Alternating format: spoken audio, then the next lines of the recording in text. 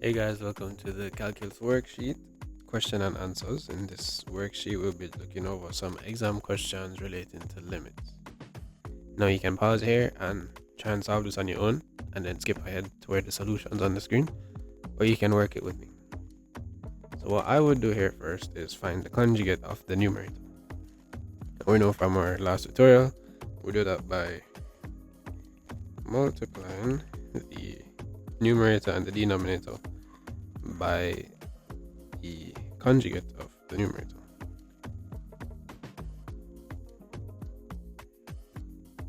So we're going to have root x minus 2 root x plus 2. We'll do the same for the denominator. So it's x minus 4 root x plus 2. Now what would this turn into? This would turn into, so lim as x tends to 4, this would be, when you work it out, it would come out to x minus 4 in the numerator. For the denominator, we're leaving it as is, as per usual, root x plus 2. And we see some terms that can cancel out, so let's cancel them. Now that we've cancelled, let's simplify. So now that's 1 over root x plus 2. And if we direct substitute into this, we'll get 1 over root 4 plus 2. And root 4 is 2, so this turns into 2 plus 2, which equals to 1 over 4. And that's our solution for the first question, for the first limit in question 1. Now for a second limit in this question sheet, we have a limit that tends to infinity. That wasn't gone over in the tutorial sheet, so this is the first time you would have seen it on this channel. So let's work it step by step. So we know the first thing that we do is we write back our limit because we haven't substituted in infinity. So in questions like this, you look at the numerator and the denominator and you look for the variable with the highest power.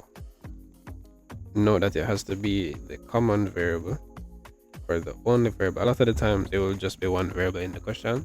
So you look for the one with the highest power and then you divide each term by that variable. I'm going to write this in green because we're only writing the numerator. Our numerator will turn into x cubed divided by x cubed plus 3x squared divided by x cubed minus 4x divided by x cubed plus 1 divided by x cubed. So that's our numerator.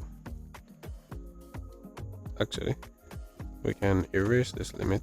So for our numerator, this is what it would look like. When you divide all the terms by the variable with the highest power, you get this line for numerator.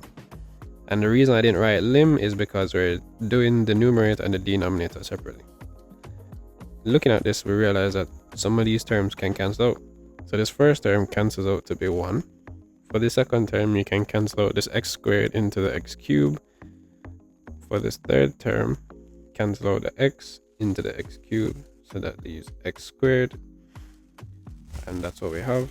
So let's write this back. This now turns into 1 plus 3 over x minus 4 over x squared plus 1 over x cubed, and that's our new numerator.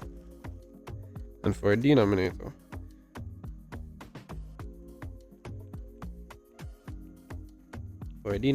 we can write 5x cubed plus 3x squared divided by x cubed and x cubed. And similarly, we see that certain things cancel out. So this x cubed and the denominator x cubed cancels out. leaving only 5.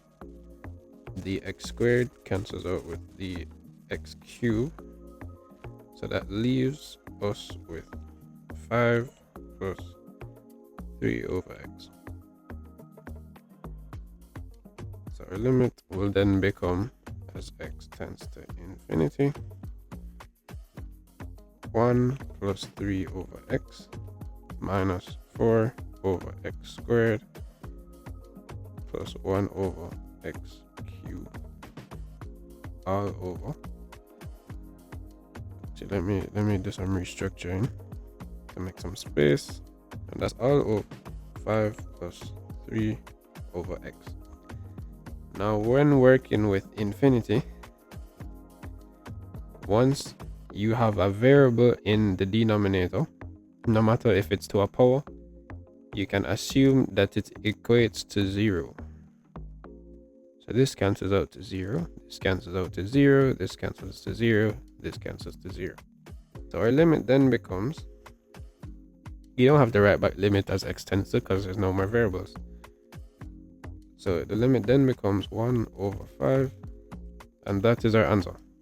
Right, and for our final limit question, we have lim as h tends to 0 of 2 open bracket x plus h cubed minus 2x cubed over h. We solve this by expanding this numerator. So we can write lim as h tends to 0, 2x cubed plus 6x squared h plus 6xh squared plus h cubed minus 2x cubed all over h. We realize some terms can cancel, so minus 2x cubed cancels out 2x cubed, and that leaves us with lim as h tends to 0 of 6x squared h plus 6xh squared plus h cubed all over h. Now we realize that there's a variable standalone down here, and then that same variable is in each term in the numerator, so we know we can factor out h out of this numerator. So let's do that. So it then becomes lim as h tends to 0 of h 6x squared plus 6xh plus h squared over h. Now that we factored out the h, we can cancel that h with the h in the denominator, which leaves us with the limit as h tends to 0 of 6x squared plus 6xh plus h squared. If you're supposed to substitute 0 in the place of h, you'd get 6x squared plus 0. You'd get 0 because 6x times 0 is 0, because any value or variable multiplied by 0 equals to 0, equals to 0, because 0 squared is 0, leaving our answer to be 6x squared.